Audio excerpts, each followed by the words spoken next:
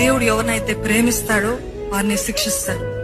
కుమారుడు కుమార్తె అని పిలువబడిన వారిని శిక్షిస్తాడు. బయట ఉన్న అందరినీ శిక్షించడండి. బయట వారు విచ్చలవిడిగా జీవిస్తున్నారు, ఇష్టానుసారంగా బ్రతుకుతున్నారు, దేవుని ఎరగనట్టు అసలు దేవుడే లేడు అన్నట్టు బ్రతుకుతున్నారు.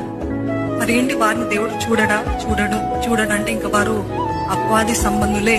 అందరిని ప్రేమించారు, అందరికి వాక్కునిచ్చారు, అందరికి రక్షణ మార్గం కలుగజేశాడు. కానీ కొంతమంది కావాలని నాకు రక్షణ మార్గం వద్దు, నేను నా ఇష్టానుసారంగా విచ్చలవిడిగా బ్రతుకుతానంటే అపవాది చేతికి అప్పచెప్పేస్తాడంట దేవుడు. ఆ రీతిగా అందరినీ పట్టించుకోడండి. ఎవరైతే దేవుడు ప్రేమిస్తాడో వారిని శిక్షిస్తున్నాడు. ఈ రోజు శిక్షణ అనుభవిస్తున్నారా? ఈ రోజు బాధను అనుభవిస్తున్నారా? ఆ బాధకి కారణం ఏంటిదంటే దేవుడు నన్ను శిక్షిస్తున్నాడు, నన్ను కరెక్ట్ చేస్తూ శిక్షిస్తున్నాడంటే కొట్టేసి వదిలిపోయి దేవుడు కాదండి, సరి చేసుకో. Sometimes God allows suffering for us to get